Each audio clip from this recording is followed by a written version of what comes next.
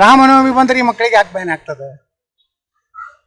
ನಾವು ಎಲ್ಲದಕ್ಕೂ ಪರ್ಮಿಷನ್ ತೊಗೋಬೇಕು. ಈ ದೇಶ ಹಿಂದೂಗಳು ಒಂದು ಗಣಪತಿ ಕೂರಿಸ್ಬೇಕಾದ್ರೆ ಪೊಲೀಸ್ ಸ್ಟೇಷನ್ಗೆ ಹೋಗ್ಬೇಕು. ಈ ಕಡೆ ಯಾವ ಜಸ್ಕಾಮ್ ಐತೋ, ಹೆಸ್ಕಾಮ್ ಐತೋ, ಬೆಸ್ಕಾಮ್ ಐತೋ ಅಲ್ಲಿ ಹೋಗ್ಬೇಕು. ಕಾರ್ಪೊರೇಷನ್ಗೆ ಹೋಗ್ಬೇಕು, ಗ್ರಾಮ ಪಂಚಾಯತಿಗೆ ಹೋಗ್ಬೇಕು. ಅವ್ರಿಗೆ ಏನು ಪರ್ಮಿಷನ್ ಇಲ್ಲ, ಏನು ಬೇಕಾದ್ ಮಾಡಲಿಕ್ಕೆ ಅವಕಾಶ. ಹಿಂದೂಗಳು ಒಂದು ಗಣಪತಿ ಕೂರಿಸಿದ್ರೆ ಬಾಂಡ್ ಬರೆದು ಕೊಡಬೇಕು. ನಾನು ಏನೇ ಆದರೂ ಆದರೆ ನಾನೇ ಜವಾಬ್ದಾರಿ.